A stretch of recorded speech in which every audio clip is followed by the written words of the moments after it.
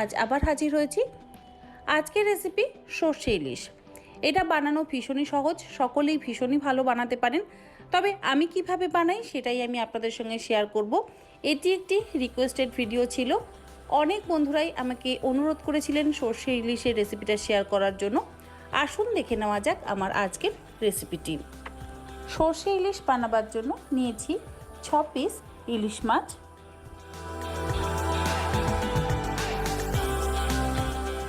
এর মধ্যে দিয়ে দিচ্ছি সামান্য পরিমাণে একটু লবণ আর সামান্য পরিমাণে একটু হলুদ গুঁড়ো।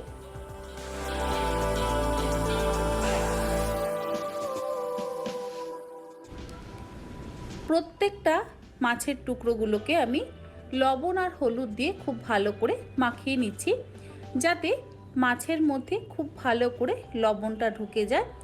আর লবণ আর হলুদ মাখিয়ে 15 থেকে 20 মিনিট মাছের পিসগুলোকে রেখে দিতে হবে। সর্ষেটা বেটে নেব। মিক্সিং জারের মধ্যে দিয়ে দিচ্ছি 3 টেবিল চামচ কালো সর্ষে। আপনারা চাইলে এখানে হলুদ সর্ষেও ব্যবহার করতে পারেন, তবে কালো সর্ষেতে স্বাদটা বেশি ভালো হয়। এর মধ্যে দিচ্ছি সামান্য পরিমাণে একটু লবণ আর 3টে কাঁচা লঙ্কা। অল্প পরিমাণে একটু জল দিয়ে সর্ষেটার একটা মিহি পেস্ট তৈরি করে নেব। লবণ আর কাঁচা লঙ্কা দিয়ে যদি সর্ষে বেটে নেওয়া হয় তাহলে সর্ষে তেতো হয় না। সর্ষেটা খুব ভালো করে বেটে নেওয়া হয়ে গেছে। আপনারা চাইলে সর্ষেটাকে শিলেও বেটে নিতে পারেন, সেক্ষেত্রেও কিন্তু লবণ আর কাঁচা লঙ্কা দিয়ে সর্ষেটাকে বাটবেন, তাহলে সর্ষে বাটা আর তেতো হবে না। একটা বাটি আর একটা ছাঁকনি নিয়ে নিলাম। এবার বেটে নেওয়া সর্ষেটাকে আমি ছেঁকে নেব। সর্ষে বাটা যদি এইভাবে ছেঁকে নিয়ে রান্না করা হয় তাহলে কিন্তু খুবই ভালো হয়। আর অনেকেরই সর্ষে খেলে হজম হতে একটু অসুবিধা হয়, সেই কারণে যদি এইভাবে সর্ষেটাকে ছেঁকে নিয়ে রান্না করা হয় তাহলে হজমের কোনো অসুবিধা হয় না। দেখুন, আমি সর্ষেটাকে খুব ভালো করে ছেঁকে নিচ্ছি। এর যে খোসাটা আছে সেটা পুরো আলাদা হয়ে যাচ্ছে। আপনাদের ইচ্ছে হলে আপনারা এইভাবে ছেঁকে নিয়ে করতে পারেন, আর ইচ্ছে না হলে খোসা সমেত রান্না করতে পারেন। তবে ছেঁকে নিয়ে যদি শুধু সর্ষে বাটাটা দিয়ে রান্না করা হয় তাহলে কিন্তু খেতেও ভালো হয় আর হজম হতেও অসুবিধা হয় না। কড়াইতে দিয়ে দিচ্ছি 3 টেবিল চামচ সর্ষের তেল। তেলটাকে খুব ভালো করে গরম করে নেব মিডিয়াম ফ্লেমে। তেল ভালো মতন গরম হয়ে গেলে এর মধ্যে দিয়ে দিচ্ছি 1/2 চা চামচ পরিমাণ কালো জিরে আর দিচ্ছি 5টা চেরা কাঁচা লঙ্কা।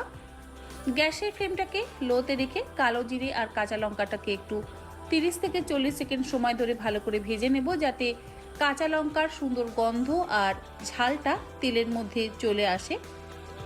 এবার এর মধ্যে দিয়ে দিচ্ছি 1/2 চা চামচ পরিমাণ হলুদ গুঁড়ো আর 1/2 চা চামচ পরিমাণ কাশ্মীরি লাল লঙ্কার গুঁড়ো।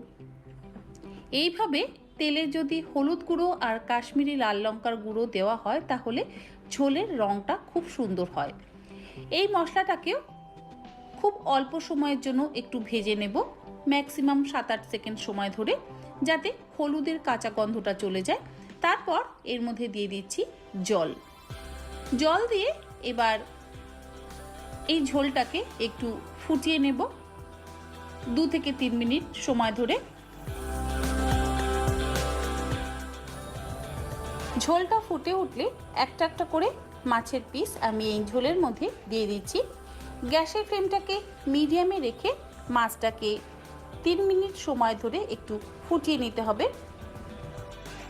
স্বাদ অনুসারে লবণ দিয়ে দিলাম, তবে এটা খেয়াল রাখবেন কারণ সর্ষে বাটার সময়তেও আমরা লবণ ব্যবহার করেছি, সেই জন্য সেই রকম পরিমাণে লবণটা দিয়ে দিলাম। এবার মাছের পিসগুলোকে আমি একটু উল্টে দিচ্ছি হালকা করে। ইলিশ মাছ রান্না হতে খুব একটা সময় লাগে না, ম্যাক্সিমাম 10 মিনিটের মধ্যে কিন্তু ইলিশ মাছ রান্না হয়ে যায়। 5 মিনিট আমি মাছটাকে ঝোলের মধ্যে দিয়ে একটু ফুটিয়ে নিচ্ছি। তারপরে এর মধ্যে দিয়ে দিচ্ছি বেটে রাখা সর্ষেটাকে দিয়ে ভালো করে মিশিয়ে নিয়ে গ্যাসের ফ্লেমটাকে মিডিয়ামে রেখে আরও 5 মিনিট সময় ধরে ফুটতে দেব।